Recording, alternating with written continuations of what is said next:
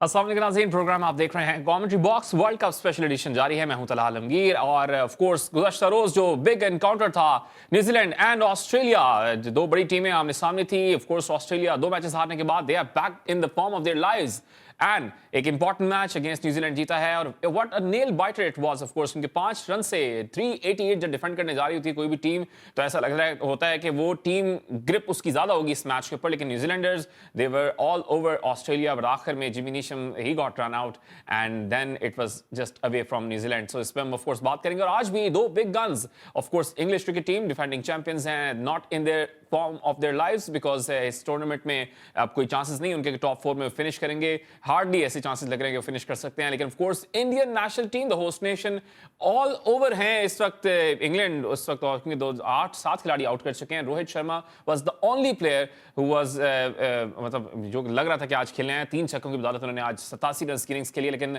विराट कोहली 0 पे आउट हो गए लास्ट 2 मैचेस में, 3 मैचेस में जो उनकी फॉर्म रही है। ऐसा लग नहीं रहा था कि आज भी आउट ऑफ फॉर्म होंगे वो इतने इंपॉर्टेंट मैच में ऑफ कोर्स। लेकिन मेरे हमारे जो प्रोड्यूसर हैं नकी, वो स्टार्ट से ही बात करते आ रहे हैं कि इंग्लैंड ऐसा लग रहा है कि अपसेट कर सकती है इंडिया को। तो आज लग रहा है ऐसा कि अपसेट होने जा रहे हैं। कल के मैच की समरी क्या रही है, जरा मैच समरी की तरफ जाएंगे। 388 ऑस्ट्रेलिया और ऑफ कोर्स खासतौर पर ग्लेन मैक्सवेल की जो फॉर्म चल रही है, डेविड वार्नर की जो फॉर्म चल रही है, वो ट्रेविस हेड वापस आए हैं। जरा मैच समरी की तरफ हम जाएंगे। मैच समरी कल की क्या रही है। 388 ऑस्ट्रेलिया ने बनाए और जवाब ने New Zealand cricket team they didn't look like they were in the game.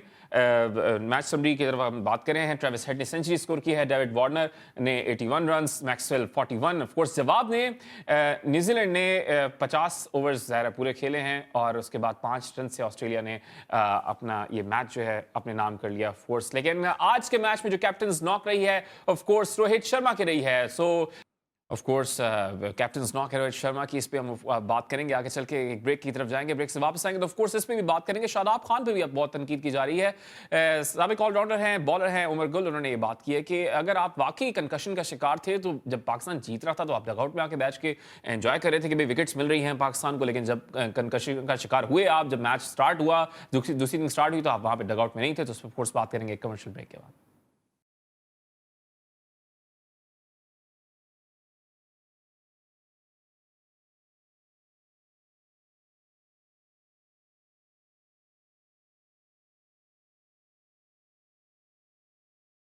Welcome back after commercial break. Of course, हम बात करें क्रिकेट वर्ल्ड कप की। Two top guns, of course, England, the defending champions, are facing the host nation Indian national team right now. लेकिन of course, England not in the form of their lives. क्योंकि इस tournament में out of form रहे हैं, out of touch रहे हैं, शिकस्तों से 2-4 होते रहे हैं। और लेकिन आज टफ टाइम दे रहे हैं इंडियन टीम को। हमारे पैनल का हिस्सा वहीद खान साहब, सीनियर स्पोर्ट्स जर्नलिस्ट हैं, उन्होंने हमें ज्वाइन किया है। वहीद भाई बहुत शुक्रिया।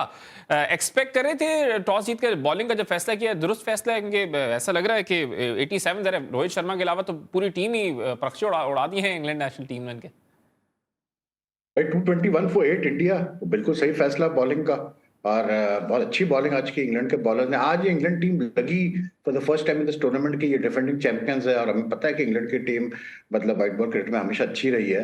तो आज they looked the part, they looked energetic और सारे प्लेयर्स जो है वो यानी कि उनकी बॉडी लैंग्वेज बड़ी पॉजिटिव थी। और बॉलिंग बहुत अच्छी की आज, जैसे विली ने, डेविड विली ने और क्रिस वोक्स ने खास करके जो शुरू में ओवर्स किए और बाद में भी जब उनको लाया गया, जिस तरह उन्होंने ब्रेक थ्रूज दिए हैं विली ने खास करके, आउटस्टैंडिंग स्टफ फ्रॉम इंग्लैंड। फिर दूसरा कैचेस जो भी आए, एक कैच भी नहीं छोड़ा आज इंग्लैंड ने। तो आज इंग्लैंड वैसी पुरानी इंग्लैंड लग रही है। इंडिया फर्स्ट टाइम अंडर मतलब प्रेशर आया है कैसे बोलते हैं टूर्नामेंट में।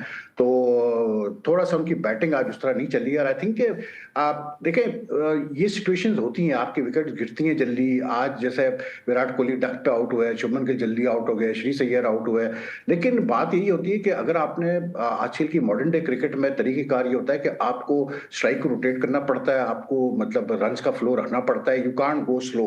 और इंडिया बहुत स्लो आज इंडिया ने बैटिंग की, खास करके जब रोहित और केएल बैटिंग कर रहे थे तो 4 की एवरेज से वो बैटिंग कर रहे थे। यानी कि इंडिया के जो 100 रन भी हुए 25 ओवर में जाके पूरे हुए।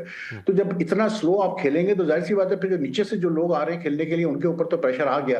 तो वही हमने देखा, जडेजा भी प्रेशर में आउट हुआ, शामी भी, फिर अभी सूर्य कुमार यादव 49 करके आउट आउट हुआ। सूर्य कुमार यादव अगर एंड तक रहता तो शायद 250 की इनकी उम्मीद होती, लेकिन 250 अब होते नजर नहीं आ रहे। लेकिन जिस टाइप की पिच है ना तला, इस टाइप की पिच पे even 200, 225, 230 will be a challenge for the Indian batting, क्योंकि जो इंग्लैंड की बैटिंग है वो भी कोई इतनी फॉर्म में है नहीं इस वक्त। तो it should be a very interesting chase by England.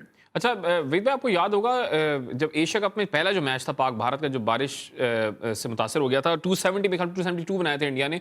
उसमें भी टॉप अगर तीन चार विकेट्स ले लें इंडिया की तो फिर ट्रबल करते हैं। लेकिन हार्दिक पांड्या ने उस वक्त, हार्दिक पांड्या और मेरे ख्याल में जडेजा ने मैच संभाला था और 270 तक लेके गए थे। तो आज मिस कर रहे हैं मेरे ख्याल में, इंजरी का शिकार है हार्दिक पांड्या उसको। देखिए, मैं तो इस चीज में personally I don't believe in this यार। प्लेयर होता है तो ठीक है तो नहीं है तो उसकी जगह किसी ने तो लेनी है। सीधी सी बात है। ऐसा नहीं हो सकता कि आप एक प्लेयर नहीं है तो आप बैठ के सोचते रहे, ऐसा नहीं है। इंडिया के पास काफी डेप्थ है, अनलाइक हमारी तरह नहीं है। उनके वहाँ बैकअप प्लेयर, बहुत अच्छे अच्छे बैकअप प्लेयर्स हैं। तो I don't think they are missing Hardik that much, is just that maybe Rohit. देखिए, इंडिया की जो सक्सेस इस टूर्नामेंट में अब तक रही है, जो 5 मैच वो लगातार जीतने, उसके मेन वजह रही है रोहित जिस तरह से स्टार्ट करता है इनिंग्स को। और आज पहली दफा रोहित भी फंसा हुआ नजर आया। यानी कि रोहित भी आज 86 की स्ट्राइक रेट में बैटिंग की रोहित ने, जबकि रोहित इस मतलब मैच से पहले 100 के ऊपर से स्ट्राइक रेट 100 से ऊपर की स्ट्राइक रेट में बैटिंग कर रहा था। तो आई थिंक आज इंडियन बैट्समैनों ने प्रेशर अपने ऊपर भी थोड़ा बहुत लिया, इसलिए कि बॉलर्स ने तो अच्छी बॉलिंग की, लेकिन आपको फिर भी कोशिश करनी पड़ती है तेज रन करने की। अब पिच ऐसी भी नहीं है कि आप कहें कि यार बहुत ही बुरी पिच है या बॉल बहुत स्क्वायर टर्न कर रहा है, ऐसा कुछ नहीं है। मतलब टर्न है, बिल्कुल है, बॉलर्स को हेल्प मिल रही है, पेस बॉलर्स को भी थोड़ी बहुत हेल्प मिली। But then you expect these sort of things in Lucknow, क्योंकि लखनऊ की जो जो ग्राउंड है यहाँ पर मतलब बॉलर्स को थोड़ा बहुत कुछ ना कुछ मिलता है। थोड़ा सा मुझे लगा कि इंडिया आज कुछ ज्यादा ही अपने शेल में चला गया था, मे बी इस वजह से कि फर्स्ट टाइम इस टूर्नामेंट में वो अंडर प्रेशर में आए सही मानों में, तो वो प्रेशर शायद बर्दाश्त नहीं कर पाए। तो थोड़ा सा तेज बैटिंग करनी चाहिए थी इंडिया को, और मैं समझता हूँ कि रोहित का स्लो बैटिंग करने से फर्क पड़ा है बाकी बैट्समैनों को भी। और वही भाई, विराट कोहली पे वैसे सेंचुरी जब वो करने की कोशिश कर रहे थे तब उन पे इंडिया के अंदर से तनकीद हो रही थी, जिसपे आपने कहा था कि भाई नाइंसाफी होगी कि विराट कोहली जैसे प्लेयर के साथ इंडिया के अंदर ही तनकीद हो रही है, उनकी भी वैल्यू वहां पर नहीं है। अब आज 0 पे आउट हो गए, 9 बॉलें खेलकर आउट हुए हैं, तो अब तो और ज्यादा तनकीद होगी कि भाई आज तो बिल्कुल ही स्कोर नहीं किया उन्होंने। देखिए, बात ये तला कि you can't expect every person to मतलब do well in every match, कहीं ना कहीं फेलियर भी आएगा। और आज जो मतलब देखें, आज 3 बैट्समैन इनफैक्ट जो है, शुभमन गिल को तो बहुत अच्छी गेंद डाली है, क्रिस वोक्स वो बोल्ड हुआ है इन कटर पे, लेकिन विराट कोहली, श्रेयस अय्यर और उसका केएल राहुल, तीनों जो है मतलब गलत शॉट खेलते हुए आउट हुए हैं। कोहली ने जो शॉट खेला वो आई थिंक इसी वजह से था कि क्योंकि वो 9 गेंदे खेल चुका था और उससे रन नहीं हो रहे थे, तो ही ट्राइड मतलब shot which was not there, और वो मतलब सर्कल के अंदर ही कैच आउट हुआ मिड ऑफ पे। तो फ्रस्ट्रेशन में ये तीनों आउट हुए। केएल इतनी देर से बैटिंग कर रहा था, 39 किए हुए थे उसने 58 बॉलों पे, उसने भी ऐसा शॉट खेला कि जो कि था नहीं वहां पर, वो भी बॉल खड़ी होगी, वो आउट हो गया। फिर सिमिलरली श्रेयस अय्यर को भी आप देख लें, श्रेयस अय्यर ये सेकंड कंसिक्यूटिव मैच है कि शॉर्ट पिच बॉल पे श्रेयस अय्यर बॉल को नीचे नहीं रख पाया और वो आउट हुआ। तो थोड़ा सा मुझे फील आ रही है कि शायद पिच पे उस पेस से बॉल नहीं आ रही है जिस पेस से बैट्समैन मतलब जो बैट स्पीड है उस पेस से बॉल नहीं आ रही है, जिसकी वजह से टाइमिंग आउट हो रही है। लेकिन इसमें कोई दो राय नहीं कि इंग्लैंड ने बहुत अच्छा कमबैक किया है, लेकिन आई थिंक इंडिया की जितनी इस वक्त फॉर्म है, जो उनकी बैटिंग है, जो उनके पास डेप्थ है, they didn't bat that way. और मतलब अगर कोहली डेप्थ पे आउट हो गया तो भाई फिर दूसरे जैसे श्रेयस अय्यर था, ये दूसरे बैट्समैन थे जडेजा वगैरह, इनका काम था कि ये अच्छी बैटिंग करते ही नहीं कर पाए। सूर्या ने अच्छी बैटिंग की, 49 की उसने, लेकिन वो आउट ही बड़े गलत टाइम पे हुआ, 4 ओवर पहले वो आउट हुआ, तो उसकी वजह से जो है if he had been there 250 would have been possible, but without him now 250 तो लग नहीं रहा कि 250 होने वाला है। और 227 है। और इंपॉर्टेंट बात वही है जिस अमित भाई आपने कहा था ना कि पाकिस्तान ने अपने मैच में 4 ओवर नहीं खेले। इस बार यही लग रहा है कि इंडिया ने ये देखा कि अब विकेट्स हमारी गिर गई हैं, वो ओवर्स कंप्लीट खेल रहे हैं। हालांकि इतना कोई बाउंड्रीज आ रही नहीं, लेकिन ओवर कंप्लीट खेल रहे हैं। तो 230 240 जैसे आप कह रहे हैं कि ट्रबल करेगा इंग्लैंड को, knowing that they are not in form in this tournament. बिल्कुल ट्रबल करेगा, बिल्कुल। देखें, इंग्लैंड की बैटिंग, इंग्लैंड के साथ तो सबसे बड़ा प्रॉब्लम यही रहा है कि वो तय नहीं कर पाए इस वर्ल्ड कप में अब तक कि किस अंदाज से खेलना है। एक अंदाज होता है जिस तरह उनका रहा है हमेशा, जो उनका ट्रेडिशनल है, उन्होंने अपना जो अपनाया है अंदाज कि वो तेज खेलते हैं, बहुत तेज खेलते हैं, वो चीज कर नहीं पाए। प्लस फिर वो स्ट्राइक रोटेशन उनसे नहीं हो रही प्रॉपर तरीके से, तो they are struggling in batting, there is no two way about it. लेकिन क्योंकि उनकी बैटिंग में डेप्थ है, मुझे ऐसी फील आती है कि जैसे ये डेविड मिलान जैसा प्लेयर है, ये पिच उसके लिए आइडियल है। ये ऐसी पिच है कि डेविड मिलान इनिंग्स बिल्ड कर सकता है और एंकर रोल प्ले कर सकता है। देखिए, होता ये तला कि जब एक टीम को पता होता है ना कि उसकी टारगेट क्या है, बड़ा फर्क पड़ जाता है। जब आपको पता है कि आपने 250 चेस करने हैं, 230 चेस करने हैं, तो अगर पिच थोड़ी मुश्किल भी होगी तो आपको पता है कि यार हमारा मतलब you don't even need 5 run पर over if you are even chasing 230 और 235। तो उससे काफी प्रेशर कम होता है बैट्समैन के ऊपर। फिर बैट्समैन टाइम ले सकता है, अगर वो कुछ ज्यादा डॉट बॉलिंग खेल भी जाता है तो उसको पता है कि यार ओवर्स काफी है, कोई इतनी जल्दी नहीं है। तो ये एक बड़ा एडवांटेज होता है बैटिंग साइड को। तो आई थिंक जो एडवांटेज मिलेगा इंग्लैंड को यही है कि they will know what target they are chasing, but it's going to be tough. I मुझे ऐसा लगा जैसे आज इस पिच पे इनको अश्विन को खिलाना चाहिए था, क्योंकि थोड़ा मुझे लगता है कि स्पिनर्स के लिए साजगार है पिच। लेकिन शामी ने भी पिछले मैच में 5 विकेटें ली हुई है, तो ही इज इन फॉर्म। तो इंडिया की बॉलिंग तो बहुत स्ट्रांग है, लेकिन अब इंग्लैंड की बैटिंग का टेस्ट होगा कि वो मतलब इस टारगेट को किस अंदाज से जो है वो चेस डाउन करता है। अच्छा, ऑफ कोर्स टेस्ट है बॉलिंग डिपार्टमेंट का इंग्लैंड के। जरा वही कल के मैच पे नजर डालें अगर, तो 388 जैसे आप कल कह रहे थे कि फाइटिंग स्पिरिट जो है न्यूजीलैंड के अंदर वो है, और वही शायद किसी टीम को चैंपियंस बनाने में अहम किरदार अदा करती है। लेकिन आखिर में वही अनलकी हमेशा हो जाते हैं न्यूजीलैंड। जिस तरह फाइनल में रनआउट का एक सीन बना, उस टाइम पे इंग्लैंड का बॉल बैट से लग के चौका हुआ। उसी तरह कल जिमी नीशम रनआउट हो गए कल, वरना मेरे ख्याल में ले के जा सकते थे वाला मैच भी। बिल्कुल आखिरी गेंद पे 6 रन चाहिए थे, वो एक छक्का लगता तो मैच जीत जाता न्यूजीलैंड।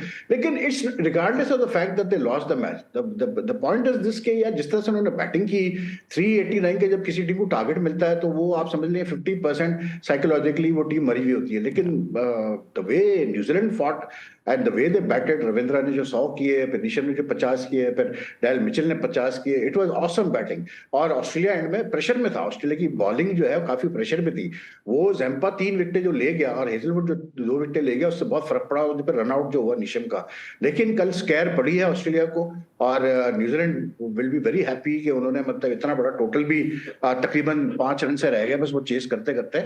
लेकिन बात वही आती है तला कि इस वर्ल्ड कप में थोड़ा सा मुझे लगता है कि एक इशू ये आ रहा है कि कुछ जगहों पे वेन्यूज पे पिचेस बहुत ही बैटिंग की बैट्समैन की तरफ के फेवर में है, तो उसकी वजह से जो है ना फिर बड़ा वन साइड, फिर मैच में मजा नहीं आता कोई। मतलब चले कल तो मजेदार मैच था क्योंकि न्यूजीलैंड ने भी अच्छी बैटिंग की, लेकिन अगर मान ले कि अगर ऑस्ट्रेलिया किसी और टीम के खिलाफ 389 कर लेता तो फिर वो मैच ही खत्म हो जाता। आपको पता होता कि यार ये तो मतलब वन साइड मैच हो गया है। तो आई थिंक पिचेस पे थोड़ा सा ध्यान देना पड़ेगा इस वर्ल्ड कप में। जो है आज लखनऊ में जो पिच है ये बहुत अच्छी पिच है, और इस टाइप की पिचेस होनी चाहिए कि जहाँ रन भी थोड़े बन जाए और थोड़ा सा बॉलर्स को भी हेल्प मिल जाए। थोड़ा एंटरटेनिंग मैच हो। ऑफ कोर्स 230 का टारगेट दिया है, 229 फॉर 8 इंडियन नेशनल टीम ने फिनिश कर लिया अपनी इनिंग्स। वहीद भाई 230 यही एक्सपेक्ट कर रहे थे आप कि इतने पे फिनिश करने जाएगी Indian team? Yes, after Surya was out तो उसके बाद तो यही था। पहले जब तक सूर्या था तो था कि भाई 250 भी क्रॉस कर सकते, क्योंकि वो बड़ा वो एक पागल टाइप का बैट्समैन है भाई, वो कुछ भी कर सकता है। लेकिन ही गॉट आउट, तो after that 230 I think was the target they would have looked at, they got it. अब 230 को डिफेंड कर पाता है नहीं कर पाता है इंडिया, देखे मैं ये कल भी हमने बात की थी, कल शायद हमने बात नहीं की थी इस मैच के ऊपर, लेकिन मेरे जहन में ये बात थी कि इंग्लैंड क्योंकि इतनी बुरी तरह खेलता आ रहा है, तो उमन होता ही है कि जब इतने बड़े टूर्नामेंट में एक टीम, बड़ी टीम जब बुरा खेलती है तो वो बिल्कुल जो है ना मेंटली बैठ जाती है। लेकिन इंग्लैंड ने जिस तरह से आज कमबैक किया है इस मैच में, दैट्स अ बिग थिंग यार। मतलब उन्होंने शो किया है कि अभी वो आउट नहीं है इस टूर्नामेंट से, and if they win today's match they are still very much in the run. और फिर उसका मतलब ये हो जाता है कि पाकिस्तान के लिए भी और मुसीबत, वैसे तो पाकिस्तान के लिए मुश्किल ही है अब सेमीफाइनल पहुंचे, लेकिन फिर इंग्लैंड अगर आज जीतती है तो उसका मतलब ये है कि फिर पाकिस्तान के लिए तो समझ लें तकरीबन आप 90% तो they are, the world cup is over for them.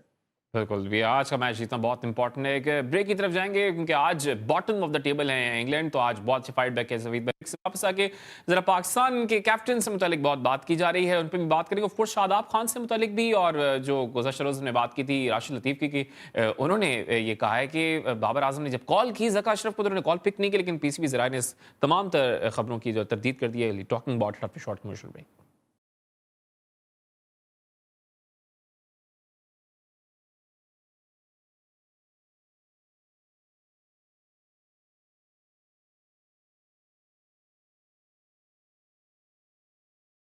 After commercial break of course हम बात करें, अब बिल्डअप हो रहा है बांग्लादेश पाकिस्तान का एक ऑफ कोर्स बड़ा मैच पाकिस्तान के लिए। तमाम मैचेस जीतने हैं, दूसरे टीम्स के मैचेस पर रिलाई करना है कि वो हारे हैं वो जीते हैं। तो इस पर ऑफ कोर्स हम बात कल के प्रोग्राम में कर चुके हैं। वहीद भाई उनके हमारे साथ मौजूद है, उन्होंने कहा था कि वो रूल आउट कर चुके हैं पाकिस्तान इन द सेमीफाइनल्स, वो नहीं देख रहे। ज़ाहिर है जो परफॉर्मेंसेस रही हैं कोई भी नहीं देख रहा, अपसेट हैं पाकिस्तानी फैंस भी, जर्नलिस्ट भी, तजज़ियाकार भी। वहीद भाई अब क्योंकि कोलकाता टीम पहुंच गई है, तैयारियां कर रही हैं, कल भी आप प्रोग्राम में बात कर रहे थे कि जब फ़खर जमान इंजर्ड थे, खिला नहीं रहे आप उनको, वो फील्डिंग में नजर आ रहे थे, तो और अब कप्तान के बारे में भी बात की जा रही है, अब शादाब के बारे में भी बात आ गई भाई कि अगर वो कंकशन का वाकई शिकार थे तो बाद में डगआउट में आके कैसे एंजॉय कर रहे थे जब पाकिस्तान जीत रही थी, जब हार रही थी, जब विकेट्स नहीं मिल रही थी तो वो डगआउट में नजर नहीं आ रहे थे। उमर गुल साहब ने बात की है भाई।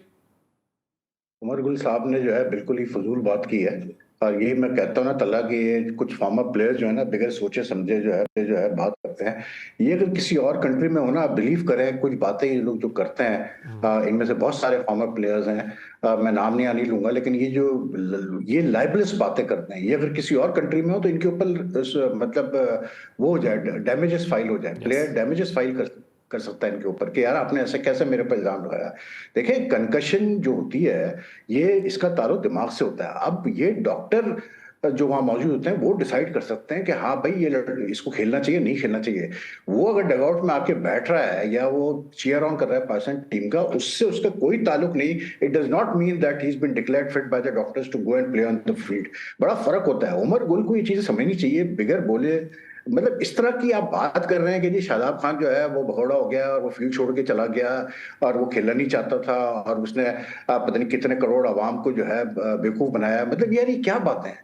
मतलब if Umar Gul had been in England, he would have been sued by this fellow, what you call it, Shadab. Shadab could have sued him. आप किस किस्म की बातें कर रहे हैं। और भी दूसरे हमारे प्लेयर्स हैं। एक प्लेयर ने तो प्रेडिक्ट किया था कि जी पाकिस्तान इंडिया का फाइनल होगा वर्ल्ड कप का, आज वो बैठ के कुछ और बातें कर रहे हैं। तो मतलब यार ये कोई एक आप कोई बैठ के कोई सेंसिबल बात तो करें, कोई ऐसी बात करें जिससे किसी की दिल आजारी ना हो। आप बिल्कुल क्रिटिसाइज करें, परफॉर्मेंस पे कोई दो राय नहीं है। और अगर इवन पॉलिटिक्स है टीम में तो आप वो भी बताएं कि हाँ जी पॉलिटिक्स है टीम में। उमर गुल तो खुद बॉलिंग कोच रहे हैं इस टीम के, तो वो खुल के बात करें। फिर इतनी उन्होंने बात बताई कि जी मैंने एक दो दफा इंसिडेंट देखे जहां बाबर ने डाटा रिजवान को और शादाब को कि तुम बॉलर से क्यों बात करते हो।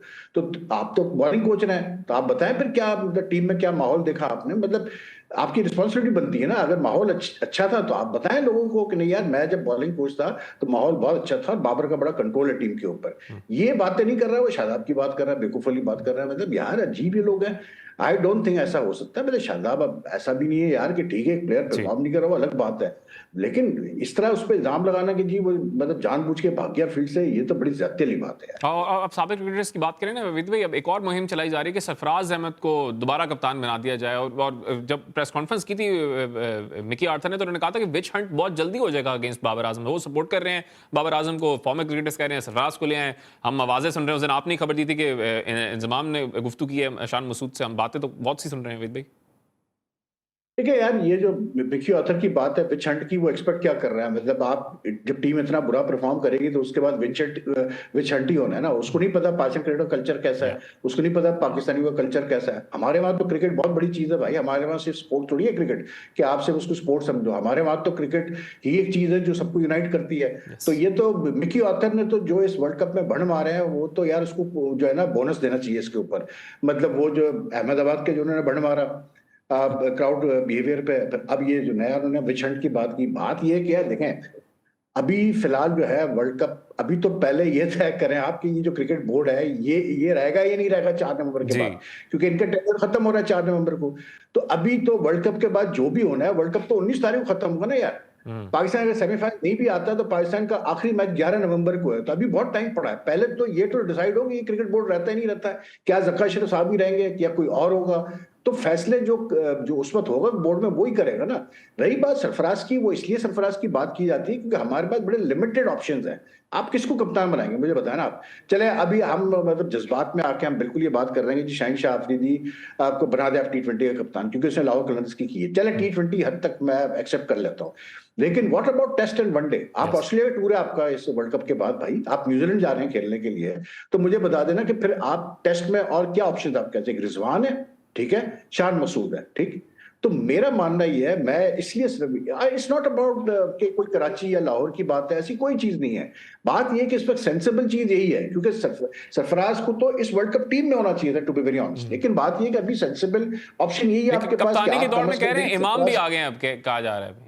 अरे यार खुदा के लिए बच दो यार, इमाम कहां से कप्तानी के दौर में आ जाता है। वो तो अपनी जगह पहले टीम में रख ले, ये बड़ी बात है। वो कहां से कप्तानी के दौर में आ गया भाई, और वो इतनी मेच्योरिटी है उसमें, वो कप्तानी करेगा। देखिए बात ये है कि सरफराज को अभी ही 36 ठीक है। हमने देखा आजकल क्रिकेट में अगर फिटनेस आप रखें और अगर आप अच्छी मतलब फॉर्म में रहे तो आप खेल सकते हैं 40 साल की उम्र तक।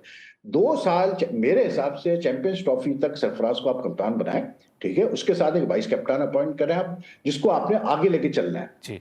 जब 2 साल बाद जब हो जाए पूरे, तो सरफराज को आप हटा दें वनडे और टेस्ट की कप्तानी से, उसका टाइम भी खत्म हो चुका होगा एज अ प्लेयर। उसके बाद जो उसका वाइस कप्तान रहा है 2 साल से, वो ऑटोमेटिकली टेक ओवर करेगा। एक ग्रूमिंग प्रोसेस, तो एक प्रोसेस के थ्रू तो लेके आए ना कप्तान को अपनी। ये थोड़ी होना चाहिए कि यार क्योंकि फला को मतलब बाबर पसंद है तो बाबर कप्तान बनेगा, फला चेयरमैन को सरफराज पसंद है तो सरफराज कप्तान बनेगा, फला को शान मसूद पसंद है तो वो बनेगा। ये गलत है यार। आप एक प्रोसेस बनाए। एंड देखें, मैं आपको एक बात बता रहा हूँ तला, बड़ी इंपॉर्टेंट मैं आपको बात बताता हूँ। Try to understand, a lot of people need to understand this, in cricket किसी स्पोर्ट में कप्तान का इतना इंपॉर्टेंट रोल नहीं होता है, याद रखिएगा, जितना क्रिकेट में होता है। जी। किसी स्पोर्ट में नहीं होता, क्योंकि बाकी जितने भी टीम स्पोर्ट्स है ना, उसमें कोचेस मैनेजर्स कंट्रोल करते हैं चीजों को, लेकिन यहां पर कप्तान का रोल बहुत इंपॉर्टेंट है क्रिकेट में।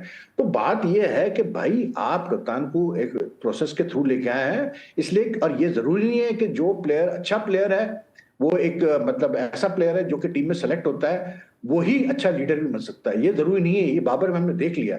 आपको पता है क्रिकेट की हिस्ट्री में एक कप्तान ऐसा है, एक कप्तान सिर्फ ऐसा है जो कि वो सिर्फ वो कप्तान इसलिए उसको फिर से बुलाया गया वापस खेलने के लिए क्योंकि वो बहुत अच्छा कप्तान था। वो फॉर्म में नहीं था, कोई इतना बड़ा बैट्समैन नहीं था। वो इंग्लैंड का माइक ब्रेली था। 82 में एशेज सीरीज में जब ऑस्ट्रेलिया 2-0 लीड कर रहा था और बहुत बुरा हाल था इंग्लैंड का, वो 5 या 6 टेस्ट की सीरीज थी, तो माइक ब्रेली को फिर से कप्तानी दी गई in the middle of the series. और कप्तान का रोल कितना इंपॉर्टेंट होता है आप इससे अंदाजा लगाएंगे। उस सीरीज में 2-0 डाउन होने के बाद ऑस्ट्रेलिया ने वो सीरीज इंग्लैंड ने वो सीरीज जीत ली, और इयन बॉथम जो कप्तान था मतलब उससे परफॉर्म नहीं हो रहा था, माइक ब्रेली के अंडर आके उसने 2 मैचेस जितवा दिए इंग्लैंड को ऑलराउंड परफॉर्मेंसेस से। तो कप्तान का इतना इंपॉर्टेंट रोल होता है। तो कप्तान को मजाक मत समझो क्रिकेट में यार कि मुझे इसकी शक्ल पसंद आ गई, ये हमारा फ्यूचर है तो चलो जी अच्छा कप्तान। ओ भाई, कप्तान वो होता है जिसमें तगड़ापन होता है यार, जिसके अंदर आपको नजर आता है कि यार ये बंदा मतलब डोमिनेट कर सकता है। जरूरी थोड़ी कि आप अपनी परफॉर्मेंसेस से यहाँ पर डोमिनेट करें, आपकी पर्सनैलिटी भी तो वैसी हो ना डोमिनेट करने वाली। ये यार यहाँ पर अजीब ही मतलब एक वो है कल्चर है क्रिकेट का, समझ है नहीं बहुत सारे लोगों को, मतलब रीडिंग है नहीं गेम की, एनालिसिस करते नहीं है, अब अपनी बकवास फजूल शुरू कर देते हैं। अब सरफराज की कप्तानी की बात हो रही है तो बहुत सारे जिसमें जर्नलिस्ट भी शामिल है, लाहौर कराची की बातें करना शुरू कर दी। भाई ये क्या बात हुई यार। मतलब सरफराज अगर लाहौर में रह रहा होता तो क्या फर्क पड़ जाता भाई। सरफराज को मैं सरफराज देख रहे हैं ना, इसलिए थोड़ी देख रहे हैं कि वो कराची में रहता है इसलिए हम कह रहे हैं कि जी सरफराज को कप्तान बनाओ। उसका प्रूवन रिकॉर्ड है, उसने बेहतर तरीके से टीम को हैंडल किया इससे पहले। तो that is why we are saying कि यार इस वक्त आपके पास कोई ऑप्शन नहीं है, स्टॉप गैप अरेंजमेंट आपके अगले 2 साल के लिए सरफराज ही नजर आ रहे हैं। और काज़ाख्स्तान ट्रॉफी जीत के आ रहे हैं, प्लेयर ऑफ द टूर्नामेंट भी रहे हैं काज़ाख्स्तान ट्रॉफी का। तो वो जो एक सर्कल की हम बात करते हैं कि आपको डोमेस्टिक सर्कल से जो परफॉर्म करके प्लेयर आ रहा है उसको आप रखें। थोड़ी वो बंदा अंडर 19 वर्ल्ड कप जीता हुआ आपके लिए यार। अच्छा वहीद भाई, कल जो आपने बात की थी ना कि Babar Azam as a captain इतना नीड नहीं है जितना एज अ बैटर हमें उनकी नीड है। तो वो जो आपने कप्तान की बात की, इंग्लिश कप्तान की 82 की वो उसमें बात आ गई कि जो उनके फॉर्मर कैप्टन थे उन्होंने दूसरे कैप्टन के अंदर ज्यादा परफॉर्म किया। अच्छा वहीद भाई, जरा प्रोफाइल मैं मिकी आर्थर के साथ शेयर करना चाहता हूँ कि भंड जो आप कह रहे हैं कि उन्होंने इतने मारे हैं। श्रीलंका का 2021 में T20 वर्ल्ड कप से फर्स्ट राउंड में बाहर करवा दिया था, अच्छी वाली टीम थी। 2022 में दम्बुला ओरा के कोच बने, लंका प्रीमियर लीग में आखिर में फिनिश किया। डर्बीशायर एक भी अपनी चैंपियनशिप में एक भी मैच जीतने में कामयाब नहीं हुई। पाकिस्तान हिस्ट्री में पहली बार वर्ल्ड कप्स में 4 मैचेस लगातार हारा है। भाई ये प्रोफाइल है, तो आप एक्सपेक्ट करेंगे कप्तान तो चेंज हो रहा है, कोच भी चेंज हो जाए। डू यू एक्सपेक्ट कि नेशनल कोच बात ये है कि मिकी ऑथर ने तो नहीं कहा ना यार जबरदस्ती कोई उसने क्या मतलब गन रखी थी, ये तो लेकर आए हैं ना उनको जबरदस्ती। गलत है। नहीं देखे यार, देखे मिकी ऑथर, ये हमारा काम है ना यार, जो लोग क्रिकेट चलाते हैं इस मुल्क में उनका काम है ना देखना ये चीजें, समझना, सोचना। मिकी ऑथर ने पहले जब रहा पाकिस्तान टीम के साथ तो उसने मतलब एक टीम बनाई उसने अच्छी खासी, ठीक है, उसके रिजल्ट बुरे भी रहे, उसके अच्छे भी रहे रिजल्ट, लेकिन उसने एक टीम भी बनाने की उसने कोशिश की। उस वक्त टीम के साथ मैं बार बार ये कहता हूं कि वो 24 घंटे रहता था यार। तो अभी आपको जब उसने मना किया था कि नहीं यार मैं नहीं आ सकता फुल टाइम, मैं डबी के साथ लगा हुआ हूं, तो आपने उसको अग्री किया ना कि ठीक है तुम आ जाओ, तुम पार्ट टाइम आ जाओ। तो ये इसमें गलती मिकी ऑथर की कहां से होगी यार। इसमें गलती तो हमारे क्रिकेट बोर्ड ऑफिशियल्स की हुई ना। यार जितना भंड टला ये क्रिकेट बोर्ड के ऑफिशियल्स मारते हैं, कोई नहीं मारता यार। इनकी हिस्ट्री आप उठा के देख लें, ये अच्छे खासे नॉर्मल चीजों को ये खराब करते हैं। आज बाबर को जो गालियां पड़ रही हैं, आज मतलब किंग बॉबी को आज जो उड़ाया जा रहा है सोशल मीडिया पे, जो फॉर्मर क्रिकेटर्स बैठ के टीवी पे मतलब सरकास्टिक बातें कर रहे हैं उसके बारे में, मतलब उसको इंसल्ट कर रहे हैं। मतलब बाबर को किसने इस मतलब नहज पे पहुंचाया? क्रिकेट बोर्ड ने यार। ये क्रिकेट बोर्ड के चेयरमैनों ने, रमीज हो गया, सेठी हो गया, एहसान मानी, ये सब आपने क्यों उसको इतनी पावर दी? आपको नजर नहीं आ रहा था कि वो मतलब अभी तैयार नहीं है इतनी पावर हैंडल करने के लिए? अगर वो गलत चीजें कर रहा था, गलत डिसीजन ले रहा था, इतनी पावर क्योंकि कप्तान को दी है, क्योंकि वक्त खत्म हो गया है, माफी चाहूंगा। ठीक है, दुरुस्त करेंगे। क्रिकेट बोर्ड के जितने भी चेयरमैन आए उन्होंने इतनी पावर दी पे पाकिस्तान क्रिकेट टीम पहुंची। बहुत शुक्रिया। वहीद खान साहब मौजूद थे। प्रोग्राम का खत्म। कल एक नए प्रोग्राम के साथ आपके सामने हाजिर होकर अपना ख्याल रखिएगा। अल्लाह हाफिज।